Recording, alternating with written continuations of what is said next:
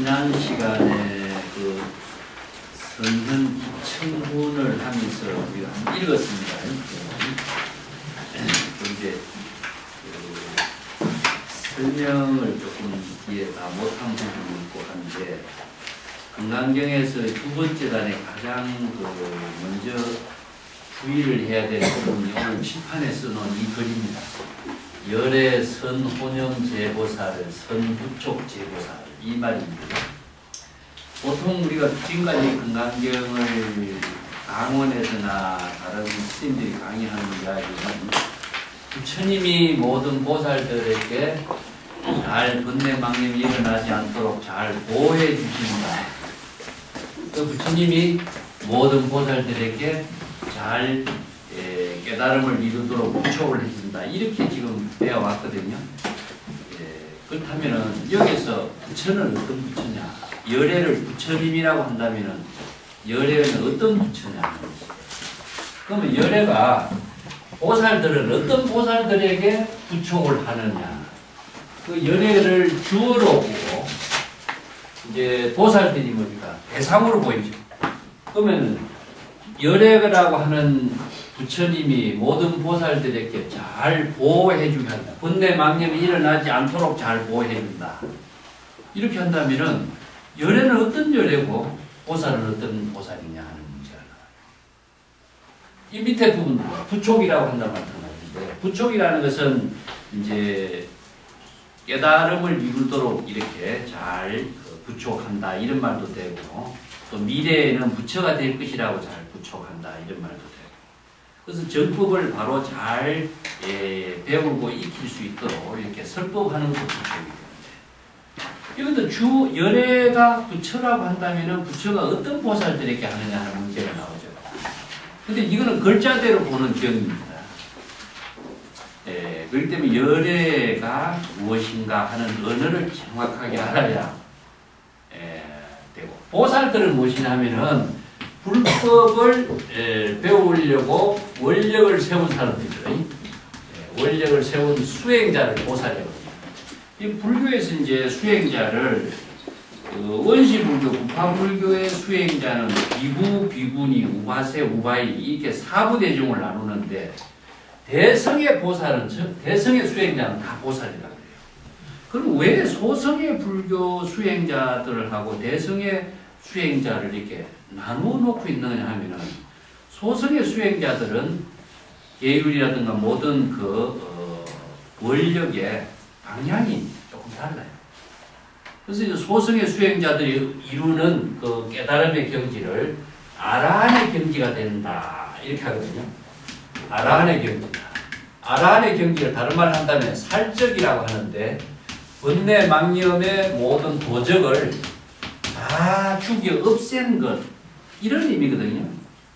그러면 아라한은 번뇌망념이 없는 사람이 아라한인데, 그것이 열반이라고 해요. 그래서 소성에서 열반이라고 합니다. 그래서 소성의 열반하고 대성의 열반이 이제 차이가 나는데, 열반이라는 것은 니르바나 이런 말을 쓰는데, 니르바나는 니르라고 하는 것은 끄다라고 하는 뜻이고, 바나라고 하는 말은 불이라는 뜻입니다.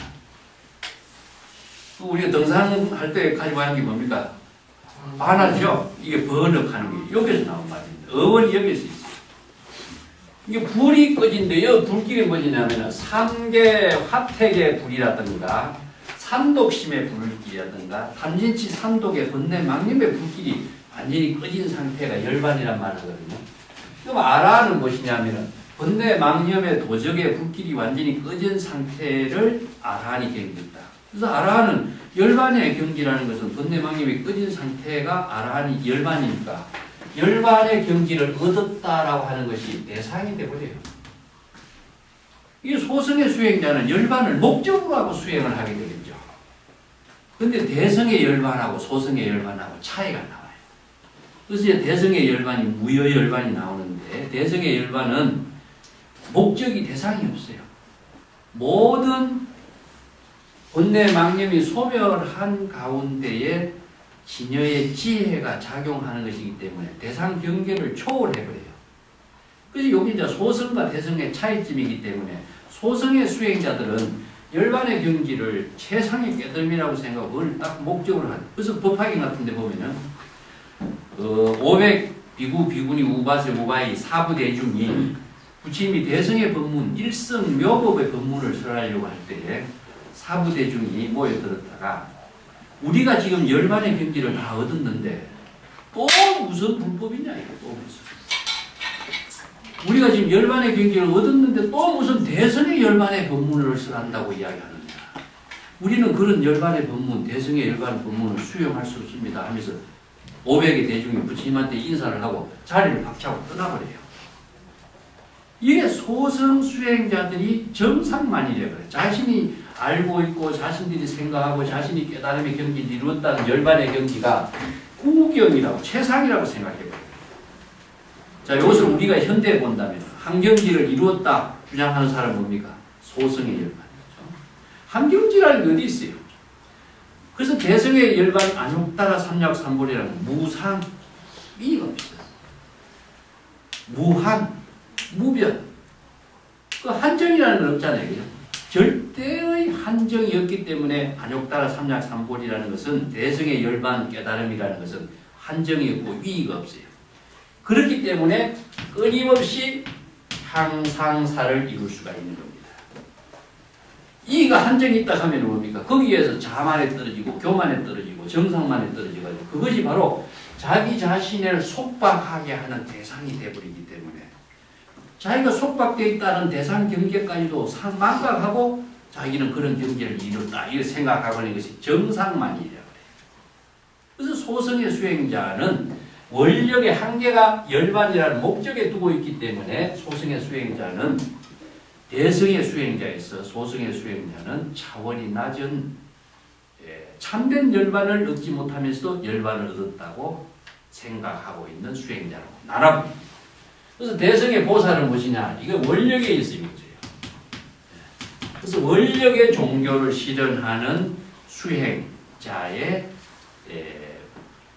수행자들을 대성의 보살이라고 합니다. 그래서 이제 대성 경전에 보면은 비구, 비구니, 우바세, 우바이가 등장한과 동시에 보살 성가 대중이 또 등장해요.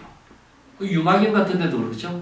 10대 제자가 나타나고 또 수십 많은 보살이 등장해서 같이 이렇게 유마거사와 대화를 나누고 법화경에도 그렇게 하고 이것은 무엇이냐면 소성의 수행자들이 대성의 법문을 수용하지 못하고 있는 사람들은 소성의 수행자고 대성의 원력을 세우는 수행자들은 대성, 최상성, 일성, 묘법의 그 법문을 수용하는 원력을 세운 사람은 대성의 수행자라고 해요. 그래서 대성의 수행자는 원력을 세운 수행자다. 그래서 보살이 될 수 있는 것은 보살이 조건이 아니라 원력을 세우는 사람은 다 보살이 되는데 무한 최상의 안욕따라 삼약삼보리의 깨달음을 이루는 원력을 세우고 또 상무보리 하와중생의 원력의 보살도를 실현하는 그 원력을 세운 사람이 다 보살입니다. 그렇다면 여기서 이 보살은 여기서 복수의 죄라고 하는 것은 복수인데 모든 보살이나 각각 한 사람의 보살이나 이건 같아요. 그래서 모든 재물이나 한 사람 한 사람의 깨달음의 경지를 이루는 부처나 이건 복수나 단수나 같습니다. 그렇기 때문에 모든 대성의 원력을 세운 보살들에게 이런 말이 되겠죠. 그러면 이 열애는 무엇이냐는 거예요. 그래서 열애가 지금까지 부처님이 모든 보살들에게 번뇌망령에 떨어지지 않도록 잘 보호해 준다라고 했을 때에 열애가 누구가 어떤 보살들에게 그러면 보호해 주느냐. 이 문제에 대해서 사유가 부족한 거죠. 법의 책에서. 그냥 단순히 글자로만 본 겁니다. 그리고 열애란 말을 정확하게 이해를 못해서 그래요. 내가 자주 이야기했지만은 열애는 진여 법신을 말합니다. 진여 법신이 바로 열애가 되고 진여 법신의 지혜가 작용하는 것을 열애라고 하고 부처라고 한다. 그러면 여기서 열애는 누구냐? 각자의 진여 법신입니다. 이 각자 자기의 중생심을 자각하는 진여 법신이 자신이 열애가 되는. 그래서 대성의 모든 법문은 부처를 신봉하는 종교가 아닙니다. 이게 불교에서의 출발점부터 잘못된 것인데 열애가 되고 부처가 되는 종교가 불법인 거지. 그래서 금강경의 법문이 전부 다 열애가 되고 부처가 되는 법문이에요. 그 점을 보지 못하고 열애를 대상으로 믿음으로 자꾸 보니까 이런 문제가 생기는데 우선 그걸 이해하기 위해서 뒤에 17분에 14분에 나오고 있는 이야기입니다만 27쪽 페이지 한번 보실까요? 이 구절을 제가 잘 인용하고 있습니다만 여기에서도 이걸 많은 사람들이 오역을 하기 때문에 27쪽 맨 밑에 한번 보겠습니다. 수보리여 미래의 세상에 만약에 어떤 선남자나 선여인이 이 금강경의 법문을 깨달아서 체득하고 수지 독송하면은 수지라고 하는 것은 자신이 완전히 자기 자신의 지혜로 마음대로 쓸 수 있는 능력을 갖추는 게 수지입니다. 그리고 독송, 이것은 경전의 법문을 자신이 독송하는 것은 하나의 수행입니다. 수지하는 것은 지혜를 쓸 수 있는 것이지만 독송하는 것은 항상 방편 법문을 수행하는 것을 독송이라고 해요. 그래서 또 5종의 수행이 있어요. 수지, 독송, 독송이라는 것은 서사, 또 사경하는 거죠. 수지하는 거, 독송하는 거, 사경하는 거, 위타인설, 남에게 설하는 거. 이게 5가지 수행입니다. 그래서 경전을 우리가 불법을 수행하는 것은 이 5가지 수행을 통해서만 이루어지는 것이지 경전에 의거해서 여법하게 수행하는 지혜를 체득하지 않고 내 생각대로 수행하는 것은 수행이 아닙니다.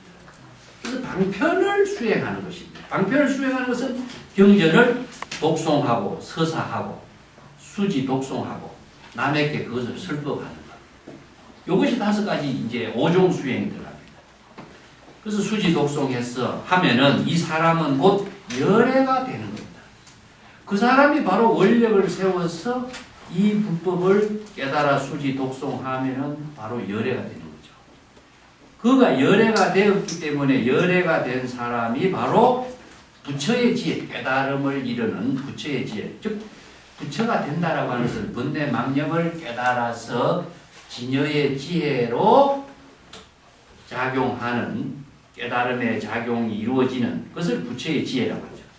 부처의 지혜로 이 사람의 마음 작용을 여법하게 다 알고 여기서 이 사람은 누구냐? 바로 각자 원력을 세운 사람입니다. 앞에 선남자, 선여인이 그래서 불법을 깨달아 알지만은 자신의 마음속에 일어나는 번뇌망념의 작용을 불법으로 여실하게 아는 것이 이걸 불지견이라고 합니다. 불지견. 법화경에서 이걸 불지견이라고 합니다. 열애가 부처의 깨달음의 지혜로서 여법하게 알고 여실하게 번뇌망념이 일어난 사실을 볼 수 있는 능력을 갖추게 되는 겁니다.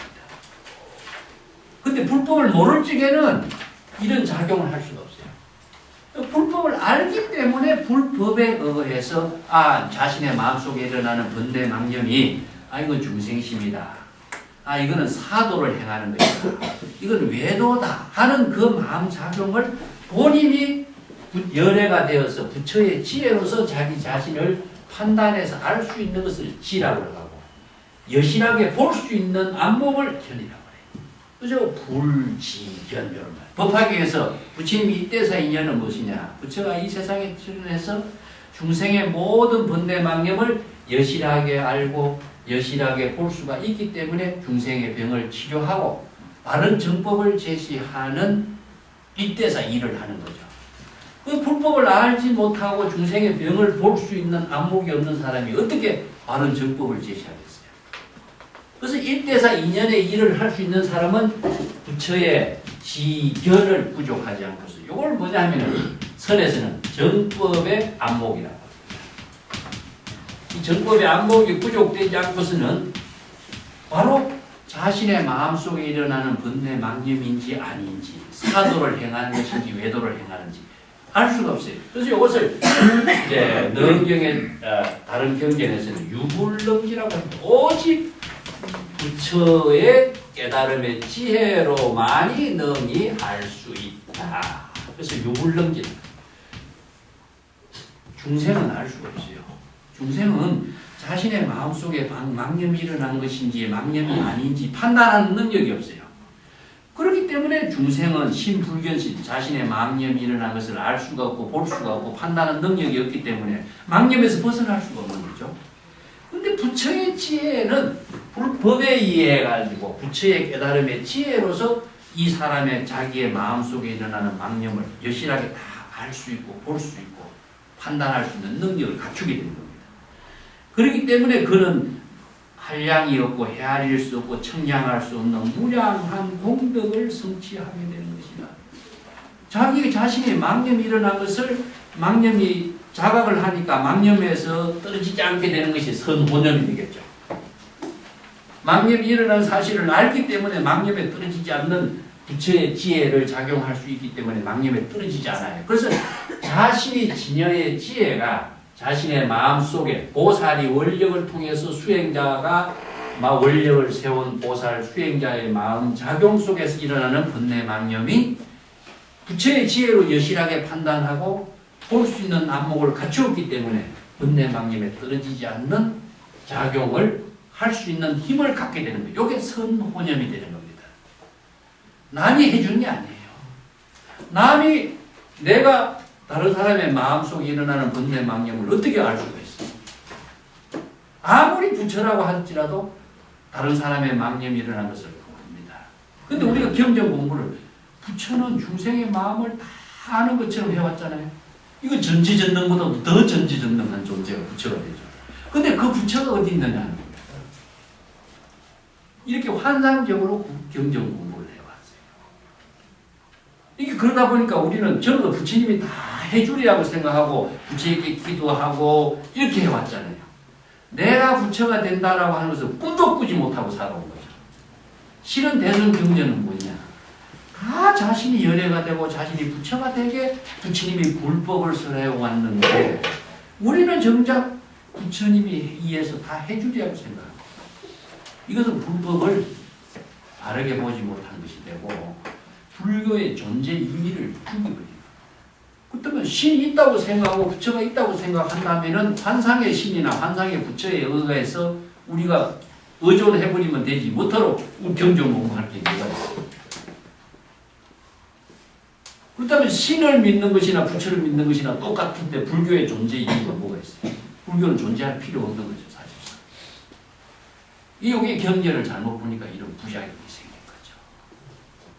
그래서 열애나 부처는 자신이 진여의 지혜, 작용이 바로 열애고 진여의 지혜가 여법하게 깨달음으로 이루는 것. 저 깨달음은 뭘 깨닫는다고 그랬습니까? 네? 자신의 마음속에 일어나는 번뇌 망념을 깨닫는 게 부처입니다. 망념이 일어난 사실을 자각하기 때문에 망념에 떨어지지 않고 자신을 진여의 깨달음의 지혜로 만들 수 있는 힘을 스스로 갖게 되는 거죠. 그때 여기서 보살은 누구냐? 원력을 세우는 구도자인데 구도자가 자신이 진여의 지혜를 깨달음으로 작용할 수 있도록 할 때에 자신의 마음속에 일어나는 번뇌 망념을 바로 망념인가 아닌가, 사도인가 외도인가, 업을 짓는 업장을 짓는 중생인가, 자기가 여실하게 부처의 지혜로 여법하게 알고 부처의 지혜로 여실하게 볼 수 있는 안목을 갖추었기 때문에 망념에 떨어지지 않도록 자기 자신을 보호해주는 힘을 갖게 됩니다.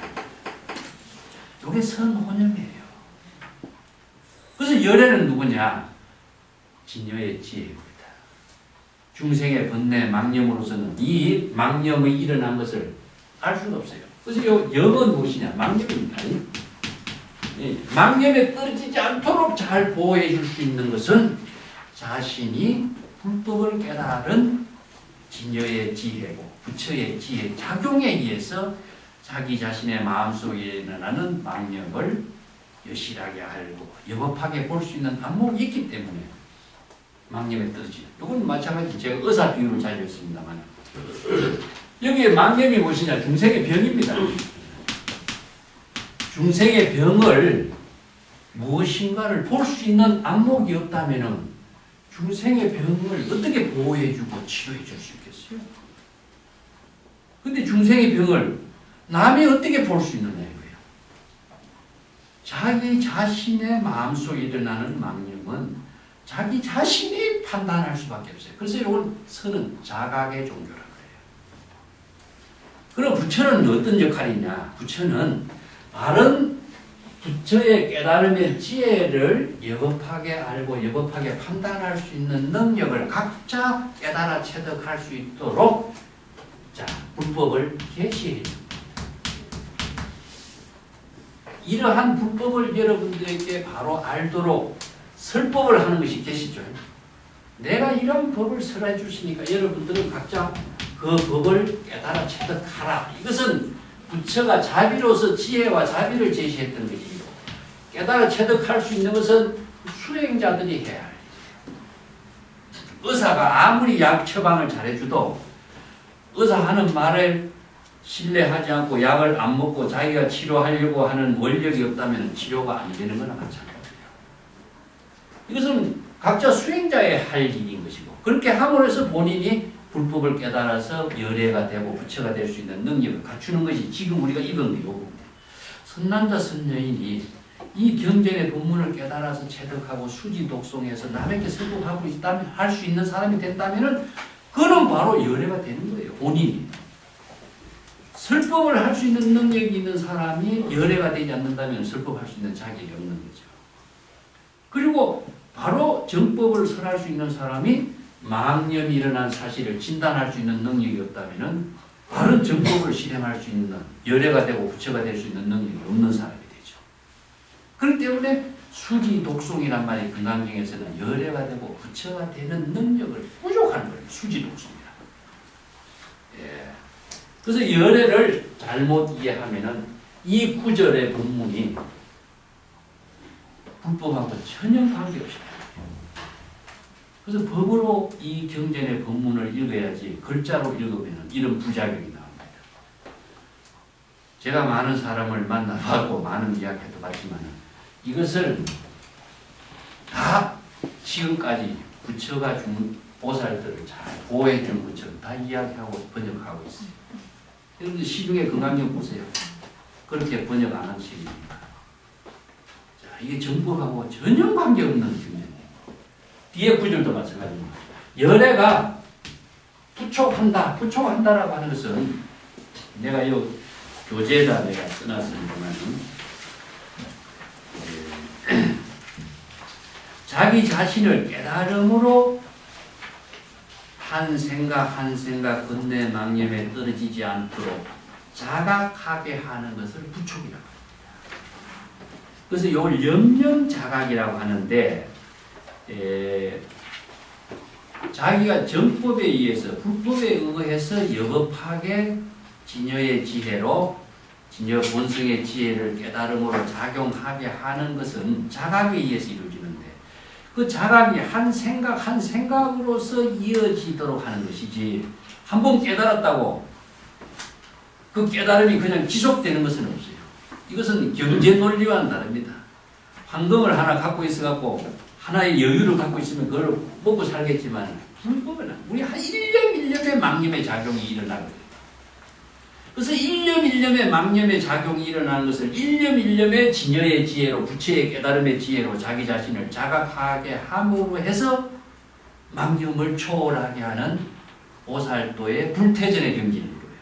그래서 불태전이란 말 여러분 많이 들어봤죠? 이것은 중생심에 떨어지지 않도록 하는 게 불태전인데 10지 이상의 보살은 아비발치라고 해서 불태전의 경지를 이룬 능력을 갖췄다 이런 말인데 그만큼 수행을 많이 이루 10지라고 하는 것은 모든 보살도의 수행을 원만하게 다 이룬 사람을 10지 이상의 보살이에요. 그 경지에 이른 보살은 자신이 번뇌 망념에 떨어지지 않는 불태전의 경지의 지혜를 부족하고 있는 겁니다. 그것은 지혜가 부족됐다고 이루어지는 건 아니죠. 일념 일념의 망념에 떨어지지 않도록 자기 자신을 자각하고 함으로 해서 부촉을 하는 것에 의해서 깨달음이 상속되게 하는 거죠. 그래서 염념자각이라는 말을 써요. 다른 말을 한다면 염념자각 한 생각 한 생각에 자각을 함으로 해서 자각을 하는 것은 무엇이냐? 성스러운 지혜를 이루게 되는 거죠. 그래서 자각이라고 하는 것은 스스로의 깨달음이라는 것은 뭐냐? 한 생각 한 생각에 자기의 마음속에 일어나는 번뇌망념을 깨닫는 것을 자각이라고 합니다. 번뇌망념을 깨닫는 것을 부처라고 하죠. 자, 그래서 자각하는 것은 바로 부처고, 깨달음의 내용은 무엇이냐? 자신의 마음속에 일어나는 망념을 자각하는 거죠. 자각하게 하는 힘은 무엇이냐? 바로 진열법입니다. 진열법을 모르고는 자각이 이제 이루어지지 않죠. 그래서 자각을 할 때 동시에 성스러운 지혜가 작용하게 되죠. 이 성스러운 지혜는 부처의 지혜예요. 부처의 지혜를 깨달음을 통해서 이루어지는 지혜를 부처의 지혜라고 하는데, 부처의 지혜가 또 따로 있다고 생각하면 안 되겠죠. 그래서 열애가 되고 부처가 될 때에 바로 자신이 스스로 망념에 떨어지지 않고 일념 자기 자신을 자각하게 하는, 이걸 선에서는요 자문자답이라고 합니다. 자문자답, 참선 수행을 궁극적으로 뭡니까? 영영 자각하게 하는 것은 자기 스스로 자기 스스로 자기 자신에게 문제를 제시하고 자기 스스로에게 안목의 정법을 부족하게 하는 깨달음을 스스로 체득하게 하는 거죠. 남이 깨닫게 해줄 수도 없어요. 남이 깨닫는 방향과 방법은 제시할 수는 있어요. 계시하는 겁니다. 그렇지만 본인만이 그 일을 할 수가 있어요. 그래서 선은, 불교는 자각의 종교다. 그래서 이제 선호년 제보살, 성부족 제보살, 열애가 하는 것이 아니라 원력을 세운 보살이 각자 진여 법신의 지혜로 이루어집니다. 그래서 열애는 진여 법신의 지혜로 자신의 망념을 잘, 망념에 떨어지지 않고, 중생의 번뇌 망념에 떨어져서 업을 짓는 일을 하지 않고 자기 자신을 깨달음으로 잘 보호하게 하는 힘을 갖도록 하는 것이고, 이게 대성의 법문이에요. 그래서 앞에 희화합니다 세존이시여, 열애는 선원형 제보살, 성부족 제보살, 이 희화합니다 하는 말은 소성의 불교의 법문에서는 이런 법문을 한 번도 들어본 적이 없어요. 그래서 수보리가 희화합니다. 어찌 참 이렇게 신통한 법문이 있습니까? 대성의 법문에 보살이 되고 열애가 돼서 깨달음을 이루어서 자신이 중생 번뇌 망념에 떨어지지 않는 이런 법문이 어떻게 희화한 법문이 아닙니까? 그래서 희유란 말을 씁니다. 지금까지 들어보지 못했다. 이게 바로 대성의 법문이죠. 그래서 소성에서는 열반의 경지가, 번뇌 망념만 없으면 열반의 경지가 된다고 생각했죠. 자리적인 역할은 되지만은 여기서 이타의 모든 지혜와 자비가 실행하는 힘이 나오질 않아요. 그래서 여기서 보살이 자기 자신을 구제하고 자기 자신이 열애가 되고 자기 자신이 부처가 되는 법을 실행할 때에 바로 성스러운 지혜를 이루는 상부보리 하와중생의 요용이 이루어져요. 자각이라든가 진여삼매라든가 열애라든가 부처의 지혜의 힘이 아니면은, 지혜 자비가 부족되는 힘이 없으면은 공덕이 이루어지지 않거든요. 우리가 공덕이 없는 것으로 뭘로 해양하겠느냐? 그 부처의 지혜와 자비가 공덕이고, 그 공덕이 자연스럽게 해양으로 이루어집니다. 그래서 보살도 해양이란 말 많이 쓰지만 그냥 말로서만 그 해양이 되는 건 아니잖아요. 그래서 부처의 지혜로 선혼연하고 선부촉하도록 하는 겁니다. 그래서 여기에 금강경에서 열애가 되고 부처가 되는 법문이라는 것이 첫 구절부터 그래서 나와요. 자, 그 뒤에 보살이라고 한 말은 너무나 많이 이야기하기 때문에 그 보살은 원력을 세워서 훈도를 이루어서 상부보리 하와중생의 원력을 회양하는. 근데 이 목적을 두고 대상을 두는 것이 원력이 아닙니다. 보통 우리가 원력이라는 말을 세워놓고 내가 이걸 비교해서 그래요. 원력은 자발성을 갖고 있어요. 자발적인 겁니다. 이것을 뭐냐면은 스스로의 능력을 말해요. 외부의 힘이 만약에 가미되면 자발성이 죽어버립니다. 이것을 자연법이란 말을 쓰는데, 원력은 자기 스스로 진여 본성의 지혜가 외부의 힘을 받아들이지 않고 자발적으로 지혜와 자비의 덕이 실행되도록 하는 힘을 갖고 있어요. 그렇기 때문에 원력을 실현하는 것은 진여 법신의 지혜로 많이 이루어져요. 근데 목적은 무엇이냐 하면, 목적은 이원론적인 가치관을 갖고 있어요. 내가 무엇을 목적을 두고 있죠. 항상 내가 부처가 된다. 이것은 중생심이에요. 그런데 불법을 모르는 사람이 내가 누구에게 무엇을 한다, 누구를 위해서 보시를 했다, 이것은 중생심으로 하는 것이지 보살 정신으로 하는 것입니다. 이때 목적의식이라는 것은 대상 경계를 두기 때문에 그 대상 경계의 속박에서 영원히 벗어나지 못해요. 근데 원력이라는 것은 외부의 힘을 받아들이지 않고 자발적으로 자체적으로 부족하고 있는 지혜와 자비의 힘을 펼치는 거예요. 근데 보통 우리가 누구의 힘을 받아들인다 하면은 진여 본성이 부족하고 있는 자발적인 모든 작용이 상실돼요. 죽음이 상실돼요. 그래서 불교에서는 법에 의거하라. 그래서 이게 원력은 진여법에 의거하라. 진여법에 의거하는 것이 자연스럽게 작용하는 것이기 때문에 법에 의거하라. 사람에 의거하지 말라. 그래서 법에 의거하란 말과 사람에 의거하지 말을 꼭 반드시 제시하고 있는데, 남의 말에 의거한다면은 자발적으로 진여의 지혜가 작용하는 법이 죽어버립니다. 진여 그 자체가 작용하는 지혜의 묘용을 펼치는 것이지 외부의 힘을 받아들이는 말이라든가 언어라든가 행동입니다. 계정의 사막에 수행을 했을 적에, 계정의 사막이라는 것은 계율이라든가 경전이라든가 아니면은 여러 가지 지혜와 자비의 말씀이라고 하지만, 그 언어 그 자체를 의식하고 있으면은 언어에 의해서 자신의 작용이, 자발적인 작용이 죽어버려요.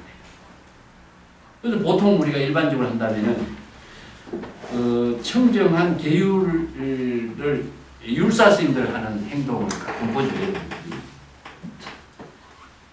그 율사를 하는 분들이 보통 보면은 어떻게 하냐, 김치를 이렇게 물에 씻겨 먹습니다. 왜 그렇게 할까요?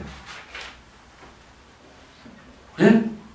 율사라고 하는 의식을 갖고 있기 때문에 그렇게 하는 거예요. 그것은 율사가 되지 못해요. 계율하는 계율의 의식이 있으면은 계율 의식에 속박되어서 자신의 삶이 살고 있는 것이지 자체의 자발적인 작용이 이루어지지 않아요. 이 때문에 사막을 배우지만은 사막을 초월해야만이 사막의 지혜를 쓸 수 있는 거예요. 그래서 저리무학한 도인이다. 정도에서. 우리가 학이라고 하는 말은요, 전부 다 사막을 말하는데, 사막을 갖고 있으면은 경전의 말이라든가 경전의 법문을 의식하고 있으면은 경전의 지혜를 쓸 수 없어요. 경전의 법문까지도 초월해야 경전의 법문을 완전히 수지한다라는 것은 자기가 완전히 마음대로 쓸 수 있는 능력을 갖추는 것을 수지라. 여러분들 그 펜으로 글씨를 쓰지만은 펜 잡고 글씨 쓴다는 의식 안 하잖아요. 그 의식이 없어야 돼요. 근데 계율이나 경전이나 가르침이나 법문에 이것을 의식하고 있으면은 그 어느 문자에 속박되어 가지고 자발적으로 작용하는 힘을 잃어버려요. 그렇기 때문에 얼마나 이것을 숙달을 해야 될 것인가. 이게 참선이고 경전 공부의 수행이라고 합니다. 그 장자 같은데 이걸 말하면 연달자연이라고 해요. 연달자연. 똑같은 일을 수없이 반복을 함으로 해서 원래는 우리 본성에 들어있지 않지만은 습성화시킨다. 진여 본성에 완전히 본성에 연습을 거듭해가지고 본성에 있는 것처럼 자연스럽게 작용하게 하는 것을 습성화시킨다. 이걸 이제 노장자에서는 연달자연이다. 얼마나 많은 훈련을 많이 해서 자연스럽게 작용, 무의자연의 경지에 도달하도록 하는 것을 연달자연. 그 유명한 장자의 이야기가 다 무의자연이란 말은 자발적으로 작용하게 하도록 하기까지는 얼마 많은 훈련이 필요한가를 알 수 있죠. 뭐 젓가락을 사용하는 경우도 마찬가지죠. 그 장자의 이런 이야기가 나와요. 고추가 매미 잡는 이야기가 나옵니다. 그 장자가 지나가서 보니까 날아다니는 잠자리를 잡는데 땅에 떨어진 흙덩어리를 줍듯이 이렇게 자유스럽게 아주 태연하고 자연스럽고 뭐 힘이 조금 더 들어가지도 않고 조작도 들어가지 않고 하는 그 모습이 있거든. 그 장자가 지나가다 이건 신의 경지다. 어떻게 사람이 저 경지에까지 이를 수가 있을까? 그래서 그 고추에게 물어요. 당신 어떻게 해서 이 경지까지 이룰 수 있느냐? 아, 누구나 할 수 있다. 나도 할 수 있나? 나도 하는 일이 아니냐? 누구라도 할 수 있는 일이다. 그럼 어떻게 하면 이렇게 되느냐 하니까 긴 장대에다가 흙덩어리를 하나 이렇게 올려놔라. 떨어지지 않도록 훈련을 해봐. 하나가 안 떨어지면 또 한 덩어리를 더 올려놔라. 3개까지 올려놓고 이 흙덩어리가 떨어지지 않는다면 나와 같은 경지가 될 것이다. 긴 장대 하나만 들어도 끝은 흔들리잖아요. 이게 중국인들의 이제 정신일도 하사불성이라는 이런 이제 정신이다. 끊임없이 연습하고 숙달하고 그 한 경지에 몰입해서 자연과 하나가 된 경지, 불의의 경지, 그 경지가 되었을 때 자연스럽게 습성화된 무의자연의 작용이 이루어지는 이런 표현들이 중국인들이 이게 수행이라고 합니다.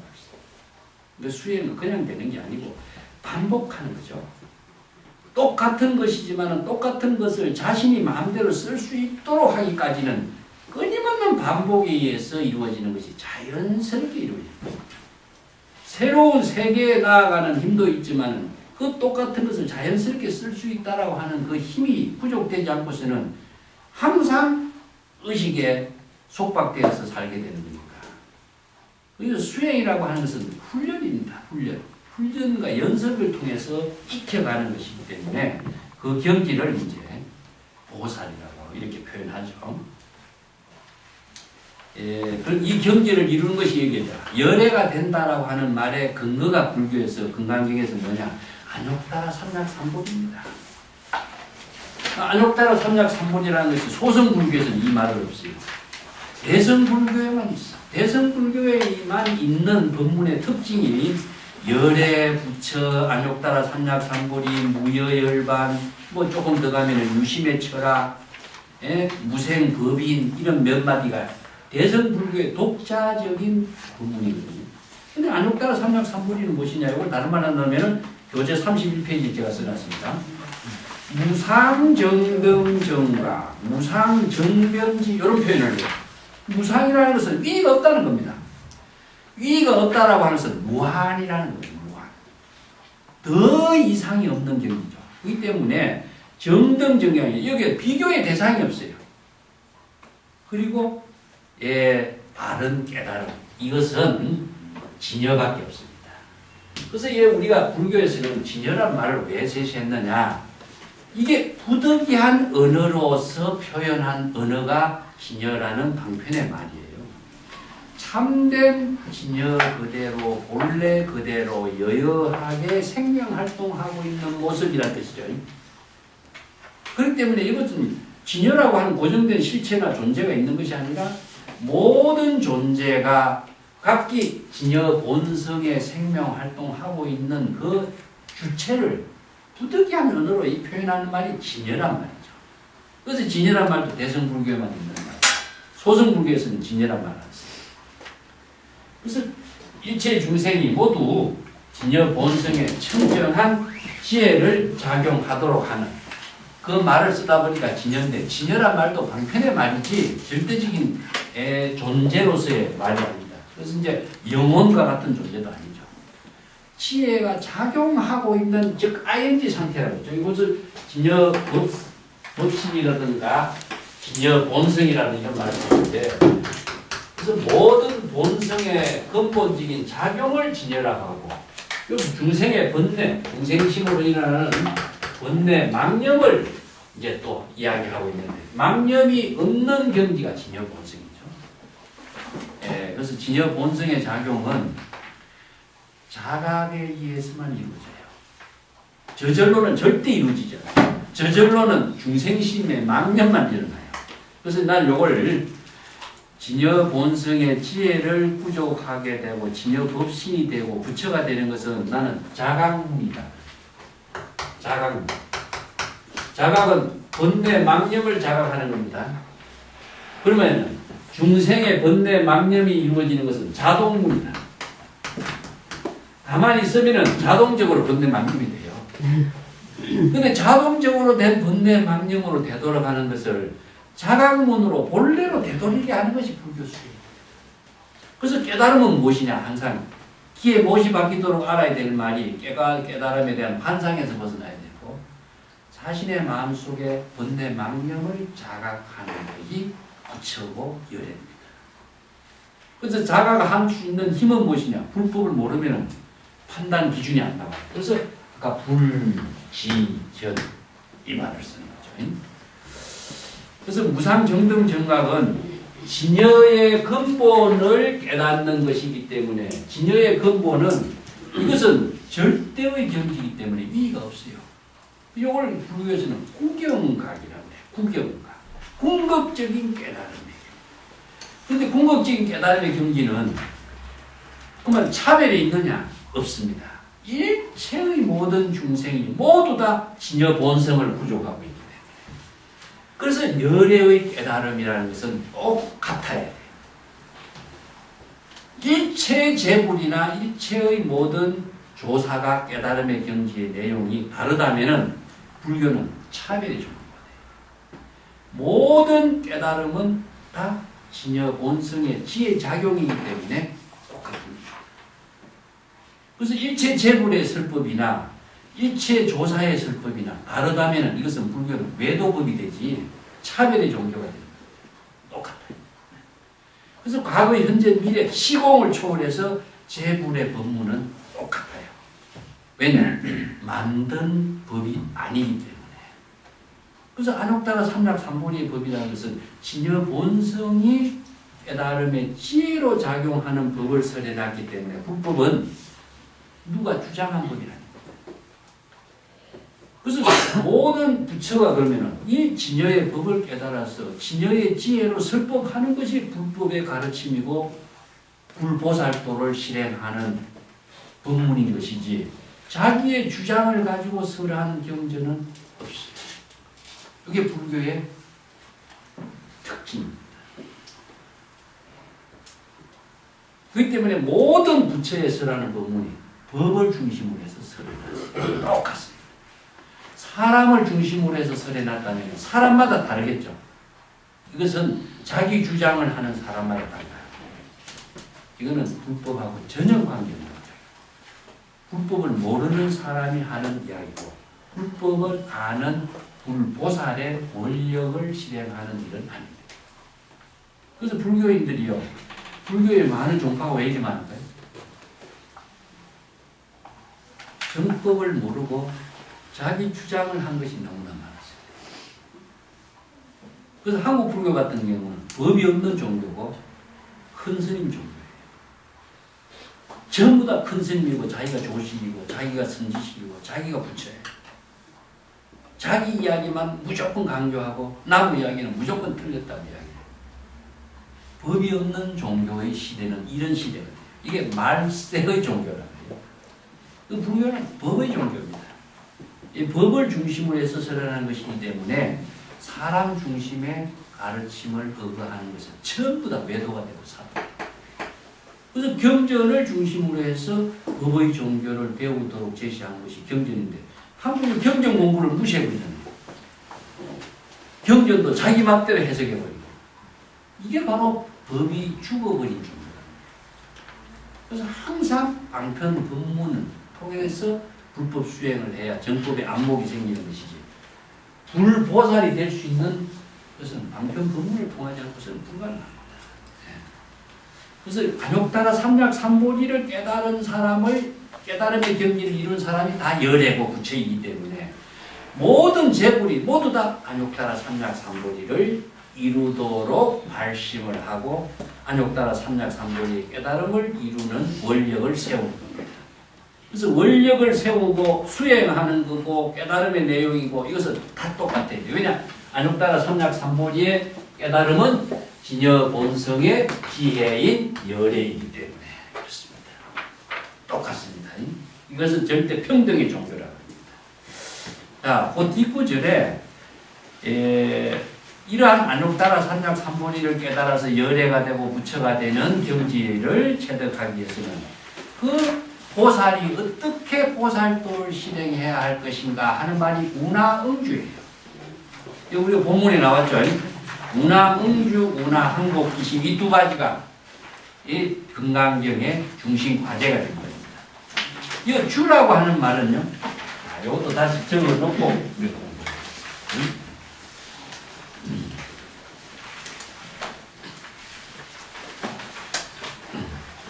여기 운하라고 하는 것은 어떻게 이런 말이죠. 응주, 운하, 항복기심. 이게 금강경의 과제입니다. 자, 보살도를 실행하는 보살이 어떻게 보살도를 실행해야 할 것인가. 이 주라고 하는 것은 보통 보면은 머물다 이렇게 하겠죠. 주는 여기서 살림살이다. 보살도의 지혜로운 살림살이를 어떻게 해야 할 것인가. 그래서 우리가 어디에 살고 있다 하는 것은 그 지혜로운 삶을 사는 능력이 없으면 거기에 살 수 있는 그 살림살이가 이루어지지 않잖아요. 그래서 여기에 금강경에서 무죽하면은 집착의 대상에 속박되지 말란 말이지만 여기서 운하응주 했을 적에는 어떻게 보살도의 지혜로운 삶을 살아야 합니까? 이렇게 번역해야 돼요. 운하는 어떻게? 요거 응이라고 하는 것은 어떻게 그렇게 해야 됩니까? 반드시 그렇게 해야 되는 살림살이는 어떤 것입니까? 이런 의미죠. 어떻게 보살도의 지혜로운 삶을 살아야 합니까? 보살도의 삶을 살기 위해서는 보살이 살 수 있는 지혜와 그 자비의 능력을 부족하지 않고서는 보살도의 살림살이를 할 수가 없죠. 이게 지금 보살도의 살림살이를 하기 위해서는 안욕따라 삼략삼보리심을 일으켜야 되고 발심을 하는 겁니다. 그래서 발보리심을 여기서는 안욕따라 삼략삼보리심이라고 해요. 그래서 최상의 진여본성의 지혜로 깨달음을 이룬 열애가 되어야 보살도의 살림살이를 할 수가 있는 거예요.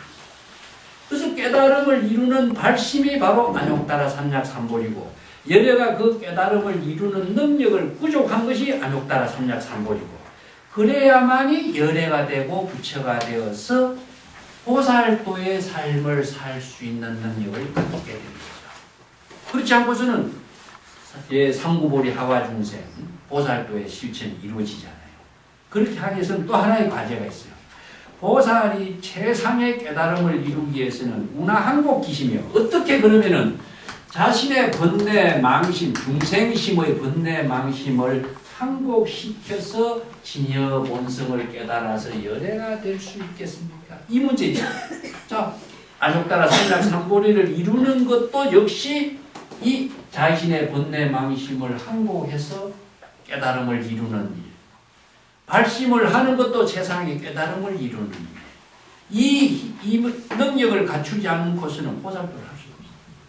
그래서 부처나 보살은 능력이 있어야 하는 겁니다. 능력이 없는 사람이 보살에 할 수가 없어요. 자, 요걸 다른 말을 한다면은, 자, 불교에서 일체 중생이 모두 다 불성이 있다. 이런 말 하죠. 진여 불성이라고 합니다. 불성이 있습니다.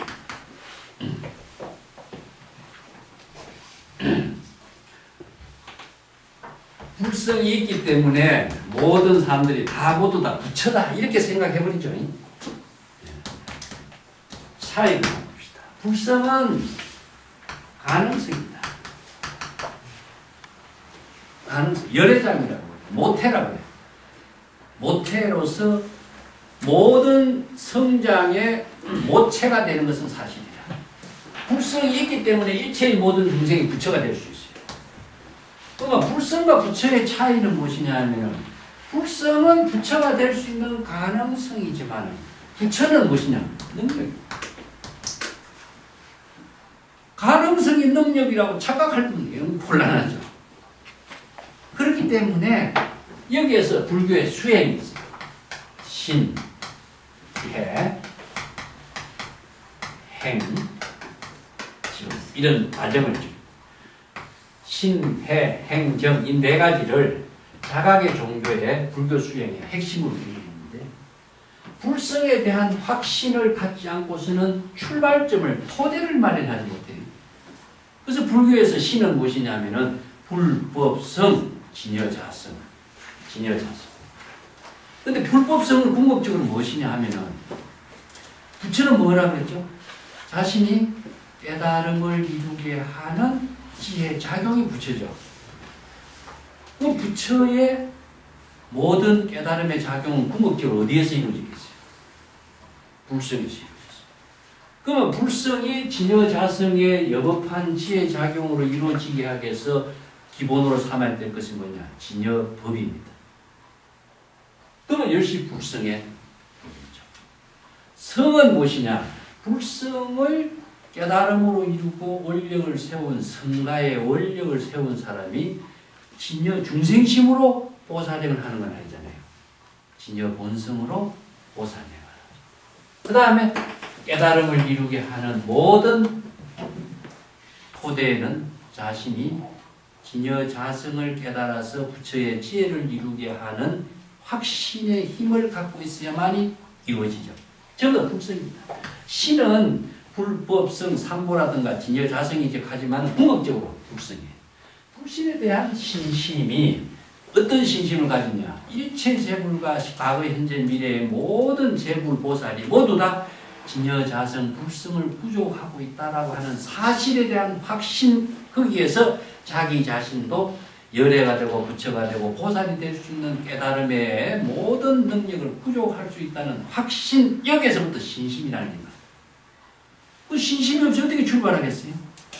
자신의 무한한 가능성을 이루게 하게 하는 토대가 바로 신입니다. 그래서 신은 자신을 부처로 출발하게 하는 힘입니다.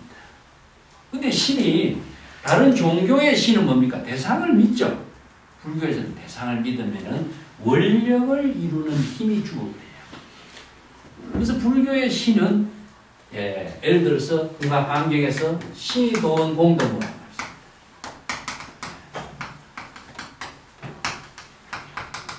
유명한 말이 있죠. 이 말을 보통 우리가 경전에서 뭐라고 하냐? 믿음은 이렇게 번역하죠. 이건 오역입니다. 불교는 믿음의 주체가 있고 믿음의 대상을 분탁하면 이것은 중생이 되는 길이 되기 때문에 믿음이 아니라 신심입니다. 이 신심은 무엇을 이룬 것이냐? 자신의 진여자성 불성이 부처를 이루고 보살을 이루게 하는 확신을 갖는 것. 자신의 진여의 지혜가 바로 부처나 보살이 되는 그 확신을 스스로 갖게 됐을 때 도를 이루는 근본이 된다. 이 도라고 하는 것은 진여의 지혜 작용입니다. 진여의 지혜가 바로 도를 이루게 하는 근본이 되는 것이지 누가 도를 이루게 하겠어요? 믿음이 어떻게 도를 이루어요? 이 도라고 하는 말은 다른 말 한다면 도나 부처나 선이나 깨달음이나 다 똑같은 말인데 우리 진여 본성이 깨달음의 지혜로 작용하는 것을 도라고 합니다.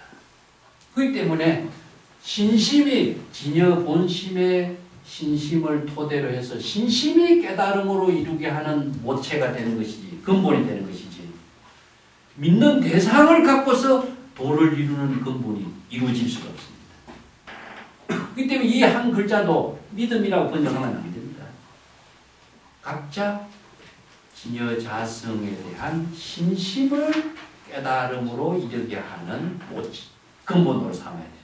그 다음에 일체의 신심의 진여 본성의 지혜가 바로 지혜와 자비를 이루는 공덕이 되죠. 이 신심, 진여 본성의 지혜의 작용에 의해서 공덕이 이루어지기 때문에 진여 본성은 일체의 공덕을 이루는 모체다. 어머니다 하면 안 됩니다.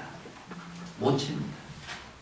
보통 문수는 재불의 어머니 이렇게 한다. 문수는 재불의 모체라고 해야 됩니다. 모체는 무엇이냐? 불교에서 이제 프라주냐라고 하는 그 지혜를 이렇게 표현하는데, 지혜라고 하는 말은 무엇이냐면 지혜는 재불을 출생시키는 모체다 이런 표현이에요. 그래서 문수는 지혜의 상징이잖아요. 문수의 지혜는 재불을 출생시키는 모체다. 재불을 출생시키는 어머니다는 말을 합니다.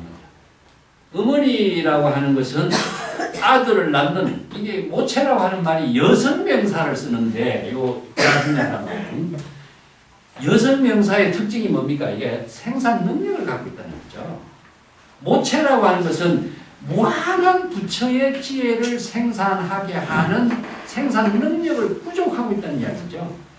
그것이 바로 어디냐? 진여자성을 말하는 것이지, 진여자성에서 무한한 지혜가 작용하게 하는 모체가 되는 것이지, 진여자성에 의해서 생산하는 능력은 아니잖아요.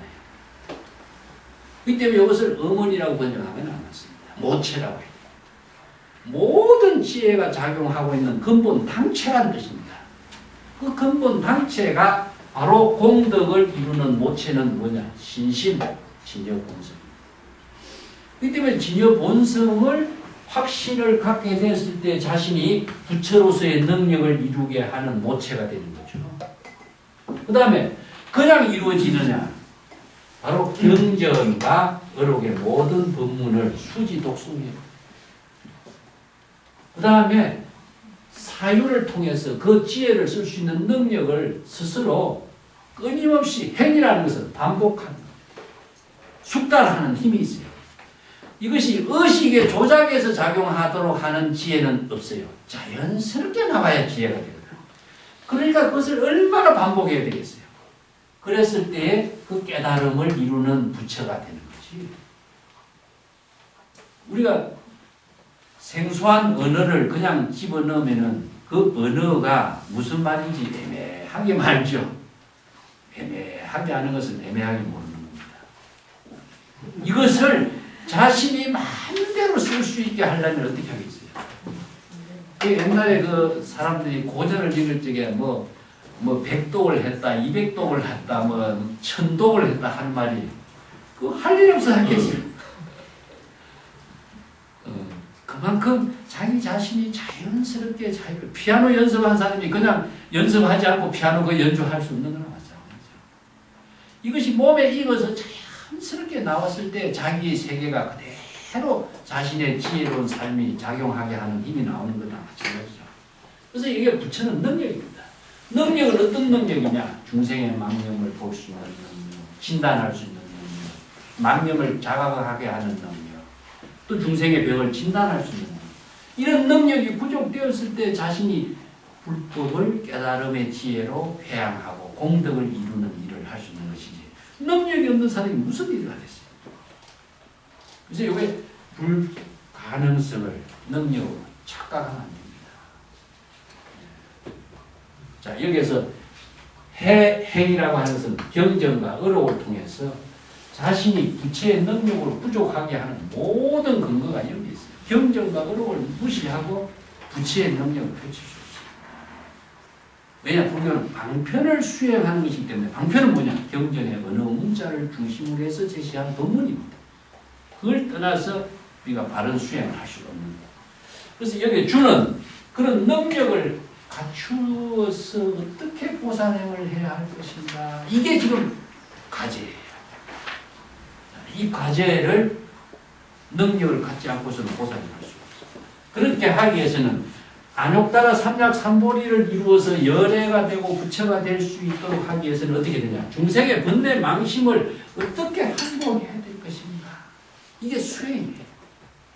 그래서 현장은 이것을 수행에도 넣었지만 구말하자면 수행이란 말을 안 넣었어요. 왜냐? 이게 바로 수행이기 때문에. 그래서 항복한다 하는 말은 항복은 그냥 대상 번뇌망념을 판단할 수 있는 힘이 있어야 돼요.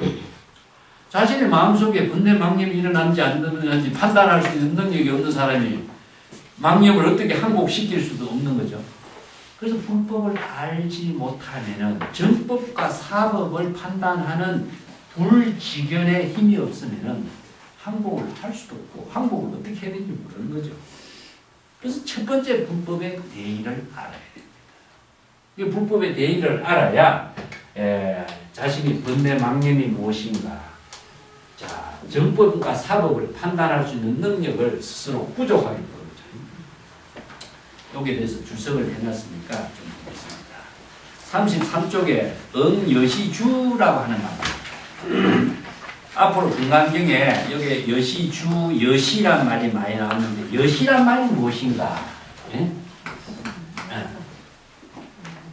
요거는 뒤에 조금 봐야 되겠다. 운하응주는 32쪽에 봐야 되겠네요.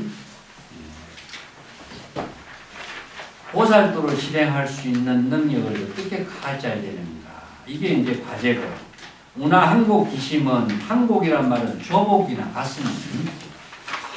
조복이라고 하는 것은 자기 신의 모든 그 부작용을 불편한 것을 다 소화시키는 것을 말해요. 불편한 것을 다 없애는 것을 말해요.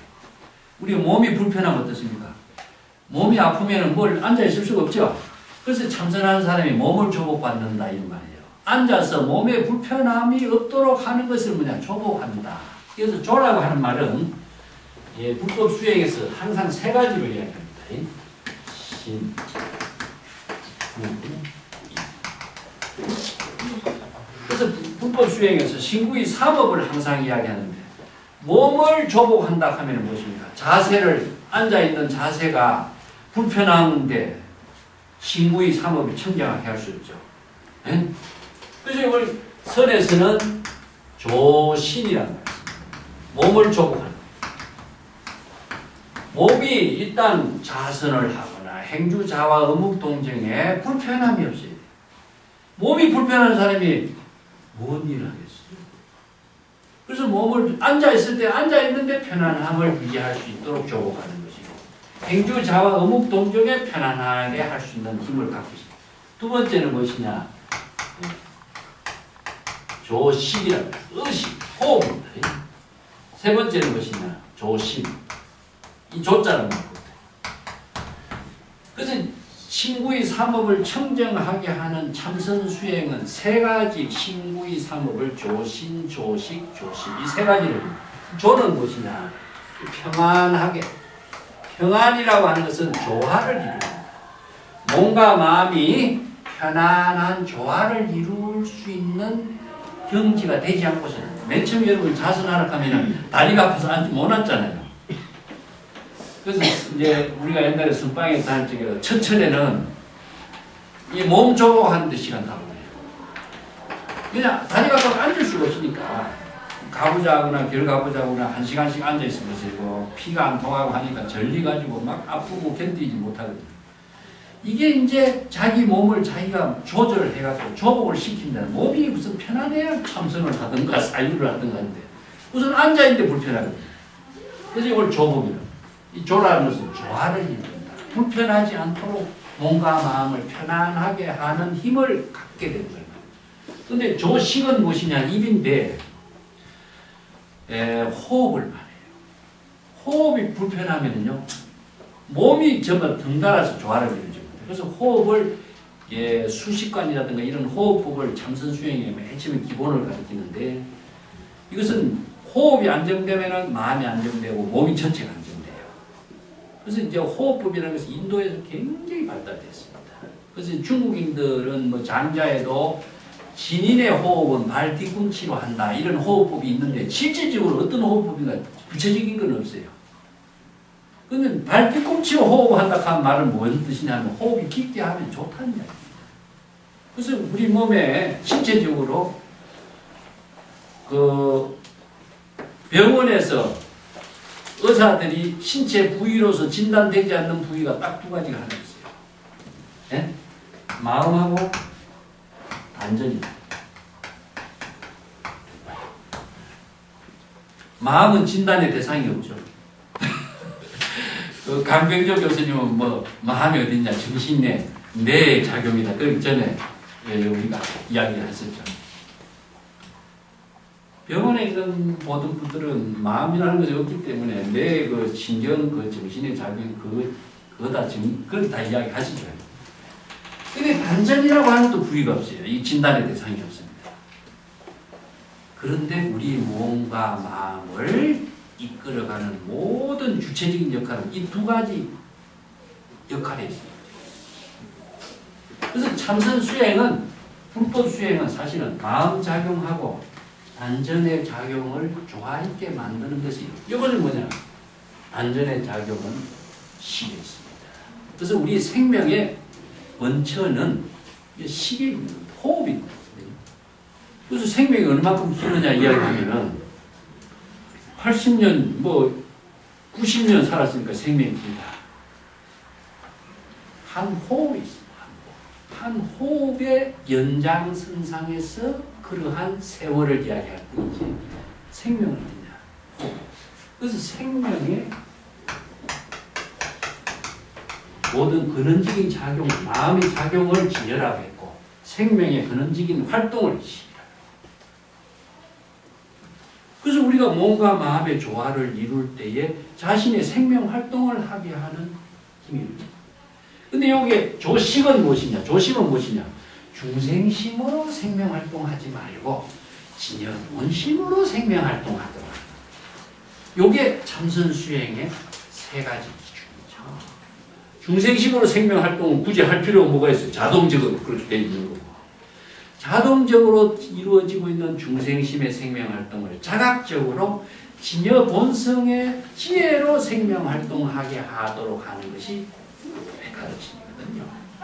그래서 기본은 여기 있습니다.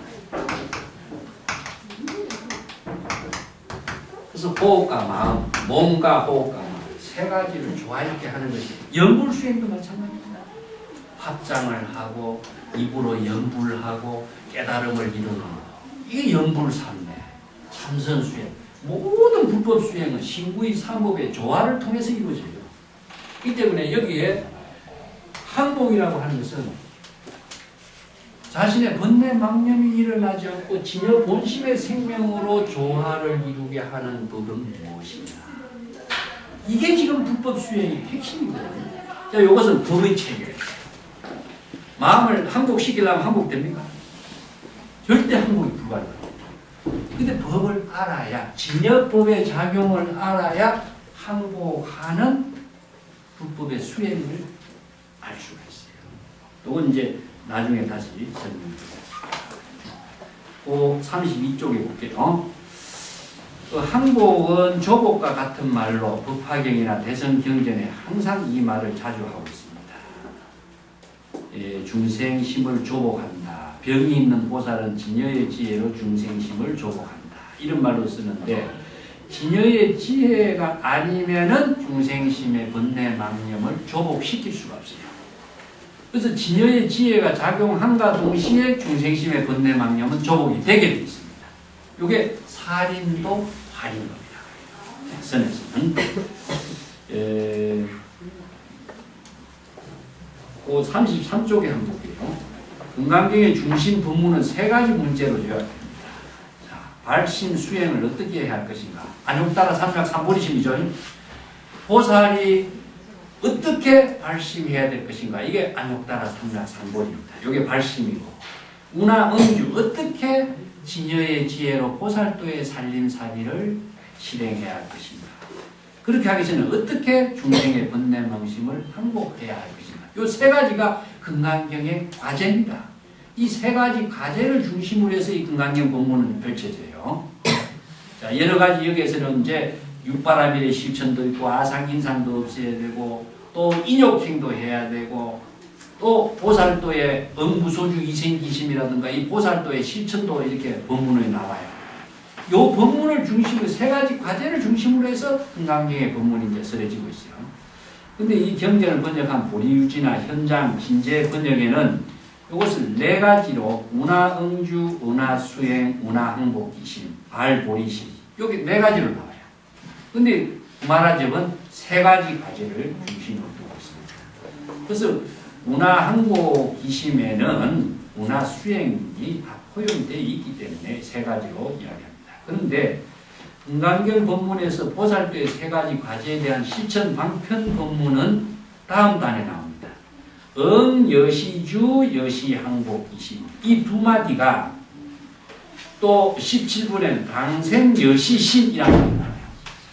요것이 바로 이 문제를 해결하게 하는 금강경 법문의 핵심이죠. 여기서 문화라고 하는 말을 여시란 말로 바꿔요. 여시주, 여시주, 반드시 여시주, 이와 같이 이런 말이죠. 근데 이걸 이와 같이 가면 안 돼요. 또 여시항복기심. 자, 문제를 제시했는데 문제의 해답은 뭡니까? 여시로 대답해요.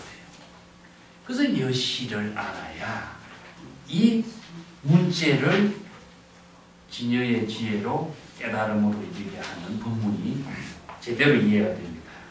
자, 여시주는 무엇인가 봅시다. 33페이지에 여시는 여법, 여여, 여실, 불이, 이력 같이 진여의 지혜 작용을 말합니다.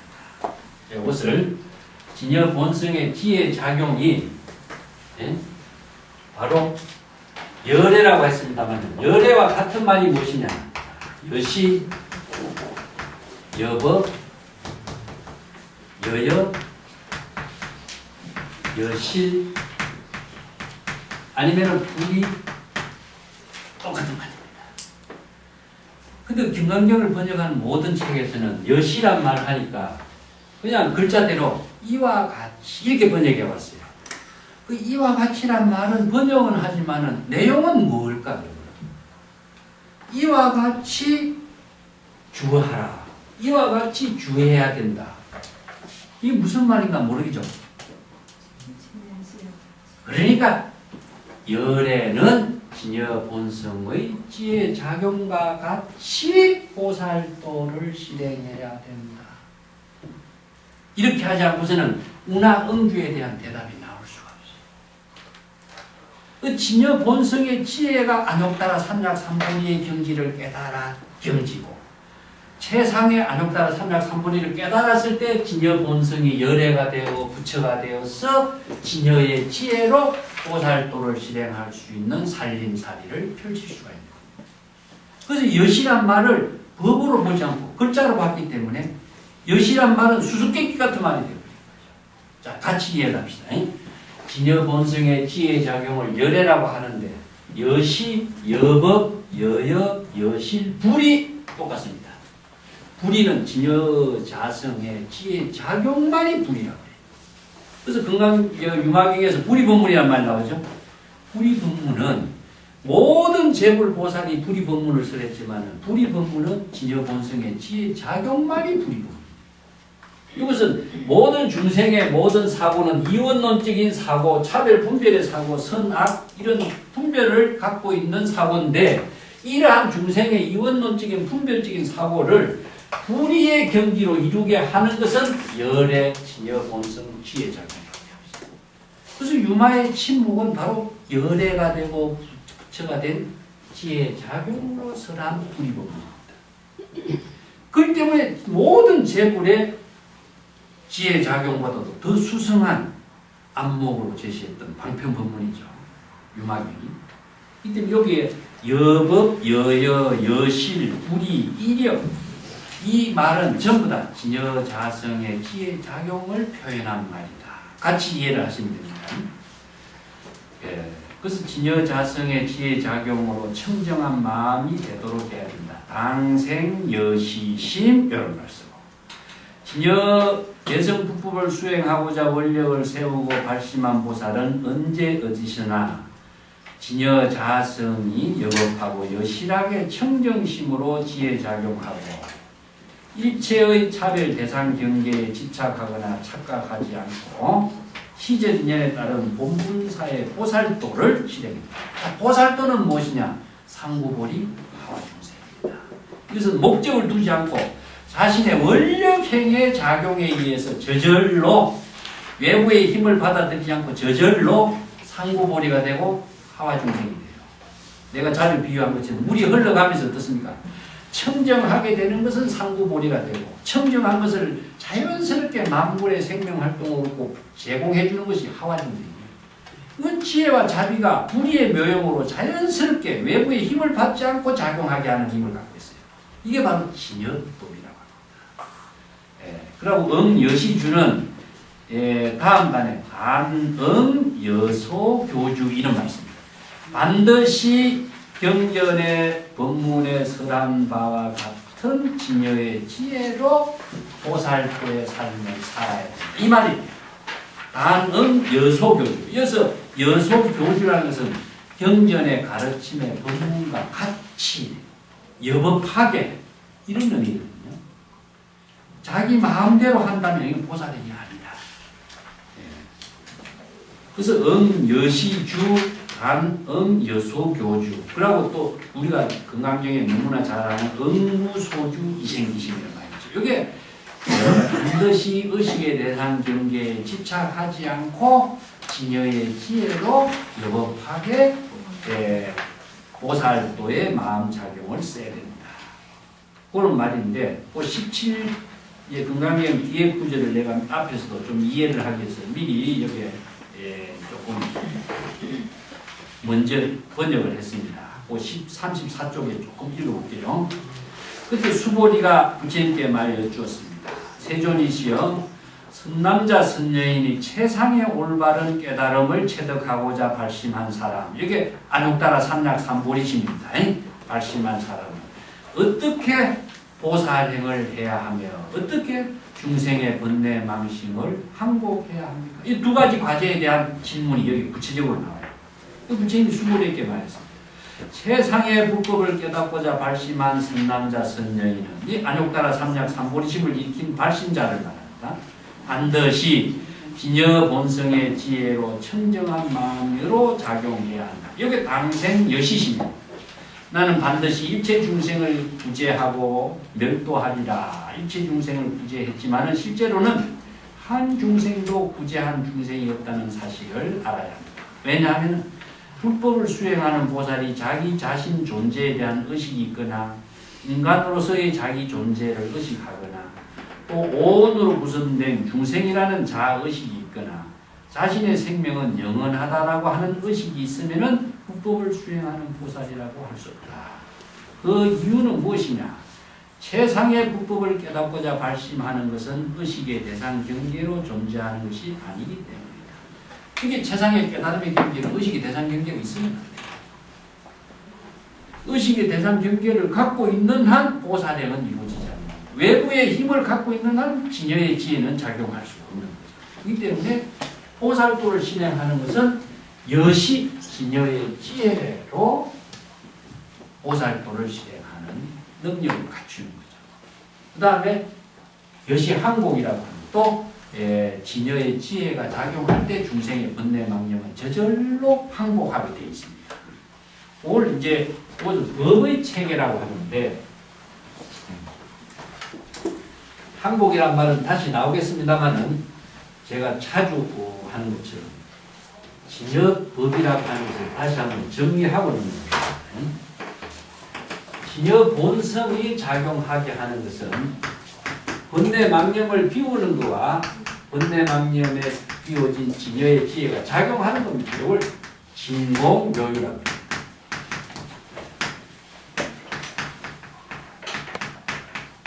자, 번뇌 망념을 비우는 작업이 항복입니다. 번뇌 망념을 비우는 것을 항복이라고 해요. 여기에서 항복시키는 것이 아니라 번뇌 망념을 비우는 것은 자각을 통해서 이루어집니다. 번뇌 망념을 자각할 때에 번뇌 망념을 항복시키는 것이 되고, 자각할 때 번뇌 망념을 비워진과 동시에 진여 본성의 지혜가 작용하게 됩니다. 자, 이것을 방향으로서는 뭡니까? 중생의 번뇌 망념에서 진여 본성으로 되돌아가는 것, 이걸 귀라고 내가 이야기했죠. 본래로 되돌아가는 것. 방향은 숲에서 집으로 되돌아가는 것이고, 방법은 자각을 통해서만 이루어집니다. 요 방법이 바로 불법 수행의 핵심이 되죠. 그래서 진여 본성으로 되돌아갈 때 자발적으로 묘용이 지혜가 작용돼요. 이것은 외부의 힘을 받지 않기 때문에 자발적으로 작용하게 하는 힘을 갖게. 그래서 자각이라고 하는 것에 의해서 성질을 이룬다. 자각을 번뇌망념을 자각함과 동시에 여기에서 성스러운 지혜가 작용합니다. 이걸 동시에 이루어집니다. 이 법을 진여법이라고 합니다. 그래서 진여의 지혜가 바로 진공묘유의 작용을 합니다. 다른 말 한다면은, 자, 선에서는 자기 진여 본성을 자각하는 것은 무엇이냐? 번뇌망념을 자각할 때 견성은 이루어져요. 견성을 하려고 하면 견성은 되지 않습니다. 자신의 번뇌망념을 자각하는 지혜의 작용에 의해서 본 견성은 이루어지죠. 그러면은 묘유의 작용은 바로 부처의 지혜가 자연스럽게 이루어지는 것이 성지가 돼요. 그래서 견성과 성지는 성지의 작용으로 이루어집니다. 이걸 선에서는 이 법문을 견성 성부를 진여법으로 설한 겁니다. 다른 말로 하면은 살인도 활임금도 있고 여러 가지 방편의 언어를 선성해 다양한 방편의 언어를 제시하고 있습니다. 그 진여법을 깨닫고 진여법에 의한 작용을 할 때 중생의 번뇌망념을 항복하게 되고 보살도의 지혜를 보살도로서 살림살이를 펼칠 수가 있습니다. 그래서 이 법에 의거하지 않고서는 이 건강경의 이 과제를 실행할 수가 없어요. 그래서 항상 불교는 법에 의거한 종교다. 35쪽에 좀 더 보겠습니다. 여시 항복기심이란 말을 진여 본성의 자각적인 지혜의 작용으로 중생심의 번뇌망념을 항복시키는 수행이 되도록 하는 것을 말하는데, 번뇌망념을 의식의 대상 경계를 두고 항복하는 건 아닙니다. 번뇌망념을 없애려고 하면 절대 없어지지 않습니다. 더 번뇌망념은 많아지게 돼 있어요. 이건 불법을 모르는 사람이 그런 이야기예요. 그래서 방향과 방법을 정확하게 진여법에 의해서 알지 않고서는 이 항복을 할 수가 없습니다. 근데 이와 같이 진여본성의 자각적인 지혜 작용으로 번뇌망념이 일어난 사실을 불법의 지혜로 자각할 때 번뇌망념은 소멸되는 것이고 동시에 부처의 지혜 작용이 자발적으로 실행됩니다. 그래서 모든 번뇌망념을 다 소멸시키고 무학의 경지, 무학의 경지라는 개정의 사막을 완전히 초월한 경지죠. 무학은 아라한의 경지를 무학이라고 합니다. 탐진치 삼독심과 오욕의 번뇌망념의 도적을 전부 죽여버렸다는 의미로 살적이라고 하는데, 성문정과 이성의 수행은 번뇌망념을 떨쳐버리고 열반 해탈의 경지를 추구하는 것이라고 한다면, 대성의 수행은 해탈 열반을 추구하는 것이 아니라 진여의 자각적인 지혜로 중생심에서 불심으로 되돌아가는 묘용을 펼치는 것이다. 불심으로 되돌아가기 때문에 진여의 지혜가 자동적으로 묘유의 작용을 펼치는 거예요. 이게 대성의 열반입니다. 열반이라는 것은 정지 상태가 아니고 목적을 이룬 상태가 아니고 새로운 진여의 지혜가 작용하는 것을 열반이라고. 이걸 제법 실상 열반이라고 합니다. 그래서 진여법에서 불가사의한 진여 본성의 지혜 작용을 진공묘유라고 하는데, 진여 본성의 자각으로 중생심을 죽이는 살인도가 됨과 동시에 진여의 자각적인 지혜 작용을 되살리는 활임금이 일어나게 됩니다. 그래서 번뇌망념의 중생심을 불법의 가르침에 의거해서 자각할 때에 진여의 지혜가 작용하고 번뇌망념을 소멸시킨과 동시에 부처의 지혜가 작용하는 것이다. 이것을 상무보리 하와중생, 살인도와 활임금, 이것이 불의의 법문으로 이루어져요. 그래서 불교의 수행 체계를 제가 바와하나, 이 바와하나라는 산스크리트가 수행이란 말입니다. 수행이란 말은 본래의 상태로 되돌아가는 겁니다. 그러면 중생의 번뇌망념은 뭡니까? 비본래죠. 비본래인 중생심에서 본래인 진여본성으로 되돌아가는 것. 이것이 바로 환원성의 종교다. 숲에서 집으로 되돌아가는 한 페이지 넘겨보시면 제가 보통 불교의 수행 구조에 대해서 전에도 가끔 이야기했습니다만 환원성의 종교, 사막의 종교에서는요 본래로 되돌아가는 근거가 없어요. 사막이라고 하는 데는 본래로 되돌아갈 곳이 없죠.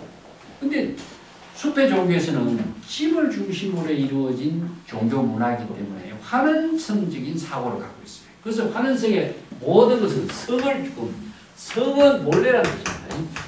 본래는. 그래서 이 성을 여여라고 하고 열애라는 말을 쓰거든요. 본래의 상태이기 때문에. 그래서 본래의 상태로 되돌아가는 것을 바로 귀가, 환기본처, 귀명, 귀의 이름을 써요. 이 귀라고 하는 말은 되돌아가는 근본을 우리가 귀불이란 말을 쓰죠. 상기할 적에 기, 불, 법, 성 이렇게 표현하고 있는데 이게 화엄경 정액품의 삼기가 원래 거기에서 나와요. 근데 부처가 어디 있는 거 알지 못하면은 부처에게 되돌아가고 기해야 되는데 부처가 어딘지 모르면 기할 대상이 없죠. 사실상 그렇잖아요. 법당에 부처님에게 기한다고 우리가 기가 받아줄까? 법이라고 하는 것이 무엇인지 모르는데 어떻게 법에 기를 하겠어요? 그렇기 때문에 이것은 부처는 자각합니다. 그래서 진여의 지혜가 자각할 때에 귀가 이루어지는 거예요. 진여의 지혜가 진여 본성이 여겁하게 작용할 때 바로 법에 기하는 것이 되고 진여 본성의 지혜가 성가, 즉 성가라는 것은 진여의 지혜가 화합을 이루는 것, 조화를 이루는 겁니다. 이제 진여 본성의 지혜가 후도자로서의 원력을 시행하는 지혜로 작용하는 것이 성가가 되는 거죠. 그래서 원래 성이라는 말은 원래 성가라고 하는 말입니다. 성가는 화합을 말해요. 그 화합이라는 것은 진여와의 불의의 경기를 화라고 하지 대상을 두 개를 절충시키는 게 화가 아닙니다. 지금 원효의 유명한 화쟁이라는 말 여러분 들어보셨죠? 화쟁. 원효의 화쟁은 이 쟁이라고 하는 것은 어떠냐? 마음속에서 번뇌망념이 다투고 일어나는 것을 쟁이라고 합니다. 남과 싸우는 것을 쟁이라고 합니다. 그래서 생멸심을 쟁이라고 해요. 생사심, 생사윤의 생멸심을 마음속에서 좋고 나쁘고 옳고 그리고 남과 나를 시비하는 분별망상이 일어나는 것을 쟁이라고 합니다. 그러면 이 번뇌망념을 벗어나게 하는 방법은 뭘까요? 우리가 여기서 자신의 중생의 번뇌망심을 항복하는 것이나 화쟁이나 같은 내용인데 근본적으로 다투는 것을 화합을 시킨다라고 하는 것은 어떤 의미인가요? 절충을 시키는 것이 화합일까? 화는 진여의 근본으로 되돌아가서 불의의 근기가 되는 것을 화라고 합니다. 근원적인 해결 방법은 차별을 하나로 조화를 있게 한다는 것은 불가능해요. 근본에서만 이루어지는 것을 화라고 합니다. 그렇기 때문에 귀성은 뭐죠?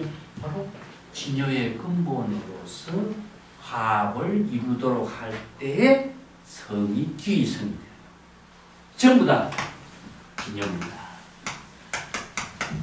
진여의 깨달음의 작용, 진여의 여법한 지의 작용, 진여의 성가의 화합의 작용 이게 삼보로서 나누어지는 것이지 이것을 불법성이 따로따로 있고 대상에 기한다면 존재의 대상 경계를 추구하는 이제 삼기가 돼요. 이제 귀라고 하는 것은 본래로 되돌아가는 겁니다. 항상 여기서 귀는 진여다. 귀는 진여를 말해요. 근데 불교의 상기나 사홍성은 의식 하나도 진여법에 의해서 이해를 하지 않고 글자로서 생각대로 누구의 설명대로 우리는 귀에 익어왔어요. 그러니까 이것을 없애려고 하니까 더 충돌이 일어나는 거예요. 그렇죠? 내 말을 들으면 학인들이 지금까지 우리 그런 거 처음 듣는데 이게 정리가 안 돼가지고 더 충돌이 일어나는 거예요. 그래서 이제 수업료를 2배로 받아요. 없애는 수업료 받고 새로 가르치는 수업료 받고 두 배로 받아야 된다 이 말을 그래서 쓰는 거예요. 모차르트 수업료 이 때문에 여기서 귀라고 하는 말의 의미를 불교에서는 바와나 본래로 되돌아가는 이 말의 그 본질을 법으로서 이해하지 않고서는 이 정법을 절대 배울 수 없어요. 그래서 요게 열애란 무엇인가 하는 말, 열애란 무엇인가 하는 말. 그 다음에 어떻게 항복해야 할 것인가. 이 방편의 언어가 진여법에 의해서만이 이루어지는 것이지 언어에 의해서는 절대 오해를 생길 수가 있습니다.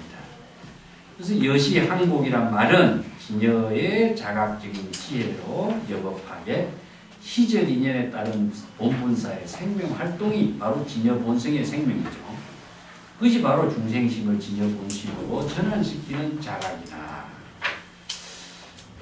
뒤에 보면은요, 열애란 무엇인가 하는 정의가 나옵니다. 요게 본에 써놨습니다. 금강경 13분에 열애란 무엇인가? 열애란 일체의 모든 제법과 생명 활동을 함께 같이 하는 것이다. 이런 말이거든요. 참, 이 말이 금강경에서 어려운 말이에요. 일체의 모든 존재와 불의의 경지에서 생명 활동을 하는 것이다.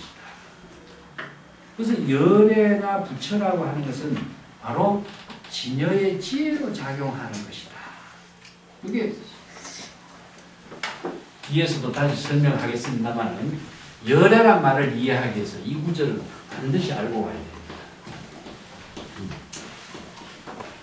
자, 진여 본성의 지혜의 작용을 열애라고 한다.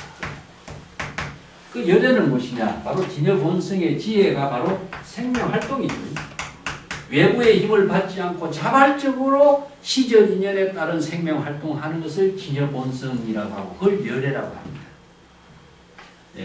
이러한 말을 이제 중국의 선생들은 달마대사가 왜 중국에 왔는가? 여하시 조사설해이란 말을 써요. 달마대사가 왜 중국에 왔을까? 근데 이걸 달마대사가 중국에 온 선문답의 공안을 우리 생각으로 참고하면 어떻게 되죠? 인도의 부처님의 법을 중국에 전해주기 위해서 왔다. 중국의 정법을 전해주기 위해서 왔다.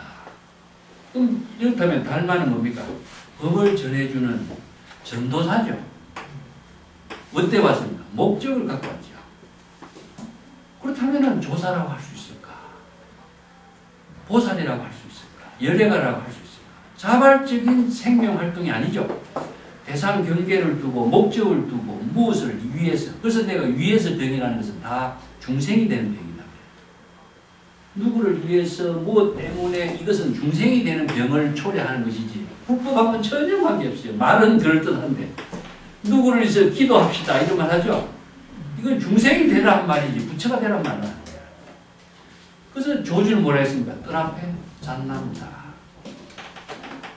잣나무, 사과나무가 누구를 위해서 생명활동을 하느냐면 세계를 움직이는 유명한 말이 사과나무예요. 사과나무. 자, 기독교에서 사과나무는 어떻습니까? 네? 선악과죠. 그것 때문에 기독교가 이루어지는 것이죠. 두 번째 사과는 어떤 것입니까? 뉴턴의 사과입니다. 세 번째 사과는 뭐죠? 애플의 사과입니다. 자, 이게 사과 하나를 가지고 선악의 모든 종교의 근본을 삼기도 하고 사과 하나를 가지고 만류인력이라든가 모든 법칙을 물리적인 법칙을 만듭니다. 사과 하나를 갖고 현대 과학의 IT 산업의 모든 역할을 할 수 있는 기능을 하기도 얼마나 다양해요. 그렇지만 사과는 사실 생명 활동했을 뿐이지 만류인력이라든가 물리적인 법칙을 제공하기 하든가 이것이 있겠어요? 진여 자체의 생명 활동뿐이에요. 이게 뭡니까? 원력행을 실행한 거다. 외부의 힘을 받고 원력행을 하는 사람이 어디 있어요? 자신의 생명을 살리는 작용을 원력으로 실행하는 거예요. 이게 보살이고 부처입니다. 달마도 자신의 원력을 실행한 삶을 시절 인연의 그 역할을 했을 뿐이에요. 달마가 그런 목적을 두고 왔고 부처가 누구 이렇게 중생을 구제하기 위해서 부처가 설법했다면 부처는 아니죠. 근데 말은 그럴듯해. 부처가 중생을 위해서. 위해서. 이것이 바로 불법을 죽이는 말입니다. 마찬가지입니다. 이 때문에 여기에서 생명활동을 한다, 여시라고 하는 말은요, 자기 분분사예요. 그래서 원력을 행을 하는 것은 자신이 어떤 생명을 하느냐, 중생의 생명이 아니라 진여의 생명으로. 진여 중생의 생명을 진여 본성의 생명으로 실행하도록 하는 원력을 세우자. 그것이 바로 불보살인 것이지. 그래야 상구보리가 되고 하와 중생이 되고 또 지혜, 자비, 공덕을 행해서 회양하는 그 보살도의 삶이 이루어집니다. 이걸 누구를 위해서 한다면 이것은 벌써 한계가 와. 그래서 불교는 무한, 무변, 무량, 재불, 일체의 모든 중생과 함께하는 원력행을 실행할 수 있는 이런 자기 본분입니다. 본분의 생명을 작용하게 하는 원력을 실행합니다.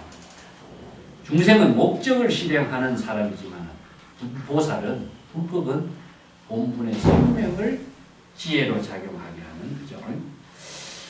그것이 바로 음여시주, 여시항복심 이런 의미로 쓰는데 여시란 말을 정말 정확하게 이해를 해야 됩니다.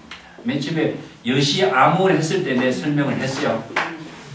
진여의 지혜로 설법하는 법문을 진여의 지혜로 여법하게 청법을 해서 깨달음을 이루었기 때문에 이 법문을 그대로 여법하게 기록을 하게 됩니다. 진여의 지혜로 설법한 부처님의 법문을 중생심으로 기록했다면 여법하게 그 깨달음을 이루는 방편법문이 될 수 있느냐? 불가능. 그래서 불교의 경전은 방편법문이라는 것은 진실을 깨달아서 부처가 되고 열애가 되고 보살도의 능력을 실행할 수 있는 그 능력을 구족하게 하는 법문이기 때문에 이것이 바로 대상을 두지 않다는 것. 대상을 두지 않기 때문에 목적이 없다는 것. 자신의 생명의 작용으로 실행하는 원력을 실행하는 종교라는 것. 이것이 바로 열애고 여시고 보살도의 정신을 불법으로 제시하고 있는 겁니다. 그것을 기본 과제로 정리를 해야 다음에 건강명의 법문이 바로 우리가 정법을 통해서 이해가 돼요. 이게 언어가 정리가 안 되면요, 이게 다음 연결이 안 돼요. 그래서 열애란 말이 무엇이냐? 우리가 가장 잘 알고 있는 말을 애매하게 아는 것은 유입니다. 정확하게 방편의 법문으로 제시하고 있는 내용을 알아야 됩니다. 그 점이 이제 공부하여 나가는 과정에 여러분들에 자주 쓰라고 합니다. 열애란 말을 100번 써보고 부처란 말도 100번 써보고 쓰면서 사용하는 거죠. 쓰면서. 그래야 자기가 확실하게 그 자신의 열애가 되고 부처가 될 수 있는 능력을 만들 수 있는 힘을 갖게 되는 것이지, 적당히 객관적으로 이해하는 말 갖고는요, 사유가 안 되는 말은 자기에게 지혜로 작용하는 힘이 절대 안 됩니다. 그래서 나는 많이 쓰라 이렇게. 그래서 사경하도록 책 나와드렸죠. 한 번만 쓰지 말고 많이 써보세요. 자, 오늘 여기까지 할까요?